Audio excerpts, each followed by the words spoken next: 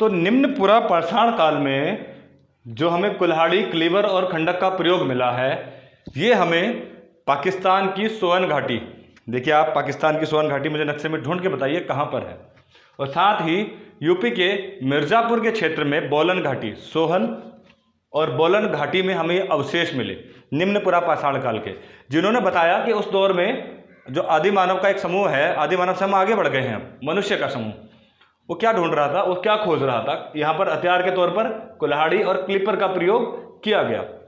इसका time period आप देख रहे हैं 6 लाख ईसा पूर्व से 1.5 लाख ईसा पूर्व है। इसके बाद हमारा शुरू होता है मध्यपुरा पाषाण काल।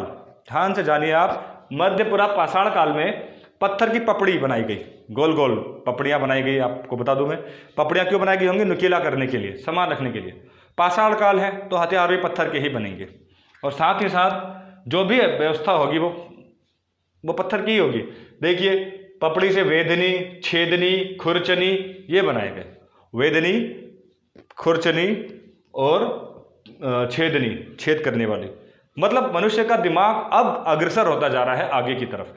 टाइम पीरियड है 1.5 लाख ईसा पूर्व से 35,000 ईसा पूर्व का, यानी कि इस काल के अंत में होमो सेपियंस आने वाला है। होमो सेपियंस का जो टाइम पीरियड है आपने देखा ये है 2000 ईसा पूर्व, लेकिन माना जाता है कि जो आधुनिक मानव है, होमोस्टीन का युग लगभग, वो 35,000 ईसा पूर्व में वास्तविक होमो सेपियंस आया, जिसमें बाल नहीं थे, जो हूबहू हमारी तरह था। 35,000 ईसा पूर्व। देखिए ऊपरी पूरा पाषाण काल, यानी कि अब वो काल आ गया है जिस काल में हम होमो सेपियंस को देखेंगे। देख पा रहे हैं आप? यहां पर देखिए हिमयुग खत्म हो गया है। मध्यपुरा पाषाण काल के बाद हिमयुग खत्म हो गया है। देखिए जहां पर हिम होता है, यानी कि बर्फ होती है, जब बर्फ में आदमी रहता है तो बर्फ वाले जो जानवर होंगे उनको, जो ऊपर ईश्वर उनके लिए बाल, जैसे भेड़ हो, कोई भी जानवर हो, बालों की एक श्रृंखला दे देता है ताकि उनको सर्दी से बचाव मिले। ऐसे ही आदि मानव भी जब हिमयुग में था तो उसके शरीर पर बाल हुआ करते थे, लेकिन धीरे धीरे जब हिमयुग खत्म हुआ, गर्मी आरंभ हो गई, तो नमी, आर्द्रता में कमी नजर आई, यानी कि गर्म मौसम आरंभ हो गया। गर्म मौसम आने से वो बाल भी छीन लिए गए, यानी कि अब मनुष्य जो हम आधुनिक रूप में देखते हैं वो देखने को मिला। ये था ऊपरी पूरा पाषाण काल। पहली घटना वही थी कि इस घटना में आर्द्रता में कमी आई, फलक, ब्लेड, चमकदार हथियार बनने आरंभ हो गए। ब्लेड यानी कि अब वही जो मध्यपुरा पाषाण काल में हमारे हथियार बने थे, उन्हीं का डेवलपमेंट हुआ यहाँ पर, विकास हुआ। अब और ज़्यादा नुकीले, फलकदार, चमकदार हथियार यहाँ पर निर्मित हुए। समय पीरियड था इसका 35,000 ईसा पूर्व से 10,000 ईसा पूर्व का। 35,000 ईसा पूर्व से 10,000 ईसा पूर्व का इसका समय काल था। और इस तरह के अवशेष हमें मध्य भारत में मिलते हैं, मध्य प्रदेश में, कर्नाटका में, महाराष्ट्र में, यूपी के दक्षिण में। अब देखिए आप खुद भी, यही क्षेत्र तो है जहाँ पर गर्मी बढ़ती है। इससे पहले सोहन घाटी, बोलन घाटी तो हिमालयी क्षेत्रों में थी। ये संकेत भी देता है कि उत्तर पुरा पाषाण काल में, ऊपरी पुरा पाषाण काल में मनुष्य का जो जमाव था वो नीचे की तरफ आया। शायद इसीलिए भी नीचे गर्मी अच्छी खासी होती है, आर्द्रता में कमी भी रिकॉर्ड की गई। इस दौर में शैलाश्रय बनाए गए। शैलाश्रय आप समझ रहे हैं, गुफा, पर्वतों को काटकर अपने रहने का आश्रय गुफा में निर्मित किया गया। मतलब एक और नई खोज। गुफाओं में तो ज़्यादातर जानवर रहते थे, पर मनुष्य ने भी अपना आश्रय बनाया। उन्हीं गुफाओं में एक सबसे बेहतर उदाहरण है भीमबेटका का। मध्य प्रदेश की ये गुफा बड़ी प्रसिद्ध है। इसके अंदर कई कलाकारियाँ भी मिलती हैं, जानवरों की, पत्तियों की, पेड़ों की, चमत्कारिक, और ये बड़ी प्राचीन है भीमबेटका।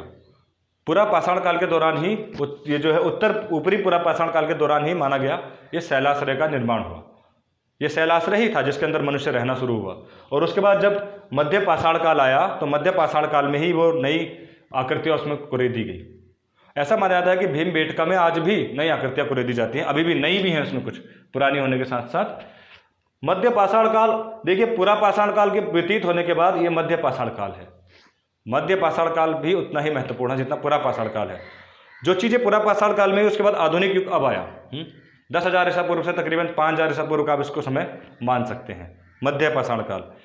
बीच का संक्रमण काल है ये, नव पाषाण काल और पूरा पाषाण काल के बीच का ये संक्रमण काल है। अब यहाँ पर देखिए शिकार और मछली पकड़ना ये तो पहले से होता था। भोजन व्यवस्था के लिए मनुष्य टिका किस पर था? शिकार और मछली पर। अब यहाँ तीसरा काम जुड़ा, खाद्य सामग्री, क्योंकि अग्नि के आविष्कार के बाद यहाँ पर अब खाद्य वस्तुओं का संग्रहण होने लगा। सूक्ष्म पाषाण पत्थर, यानी कि जो पत्थर बहुत बड़े होते थे ना, जो हम काट के बनाते थे, पहले बड़े आकार के होते थे। अब मनुष्य का दिमाग इतना तीव्र हो गया कि हल्के लेकिन नुकीले पत्थरों का आविष्कार होने लगा, ब्लेड टाइप के, सूक्ष्म, जो उठाने में भारी नहीं थे लेकिन शार्पनेस ज़्यादा थी, उनकी धार अच्छी होती थी, आसानी होती थी। अपनी सहूलियत के हिसाब से मनुष्य दिमाग का विकास भी करता रहा, और ऐसा हमें नवपाषाण काल में देखने को मिलता है। यहीं से उन्होंने पौधे लगाना भी शुरू कर दिया। जब मैंने ये कहा कि ये काम पहले नहीं होता था, खाद्य वस्तुओं का संग्रहण वो यहाँ पर होने लगा, तो खाद्य वस्तुओं का संग्रहण तो तभी होगा जब आप पौधे लगाने की शुरुआत करेंगे। तो ये नई अचीवमेंट नवपाषाण काल में आरंभ होगी। इसके बाद मित्रों आता है, ये मध्य पाषाण काल में, इसके बाद आता है नवपाषाण काल। नवपाषाण काल अति महत्वपूर्ण है, इसलिए उसके साथ और उसके अतिरिक्त जो भी सामग्री होगी वो हम आपको अगले अध्याय में बताएंगे, और उस अध्याय में ही हम कोशिश करेंगे कि हम आपको मनुष्य की प्रजाति और भाषाई समूह को भी बता पाए। उसके बाद ही हम शुरू करेंगे सिंधु घाटी सभ्यता। इसके बाद एक वीडियो और होगा इन पाषाण काल पर, तत्पश्चात आप सिंधु घाटी सभ्यता पर जाएंगे। इसलिए आपको ये वीडियो कैसा लगा आप हमें कमेंट बॉक्स में ज़रूर बताइए, और लगातार हमारे संपर्क में बने रहिए। हमारा संकल्प है कि हम पूरे इतिहास को आपको पढ़ा पाएँ, इसलिए मैंने 24 घंटे के अंदर आपकी हर समस्या का निदान करने का प्रयास किया है। तभी डिस्क्रिप्शन बॉक्स में मैंने आपको अपना व्हाट्सअप लिंक दिया है। आपको जो भी प्रश्न समझ में ना आए, आप तुरंत उस ग्रुप में जुड़िए और क्वेश्चन लिखिए। 24 घंटे के अंदर निश्चित तौर पर उस सवाल का आपको जवाब दिया जाएगा। और अब ये नया चैनल बना है तो इसको सब्सक्राइब करवाइए, शेयर करवाइए। अगर आपको ये वीडियो अच्छा लगा, इससे आपके ज्ञान में विकास हुआ, तो ये मेरी तरफ से आपकी जिम्मेदारी बनती है। धन्यवाद।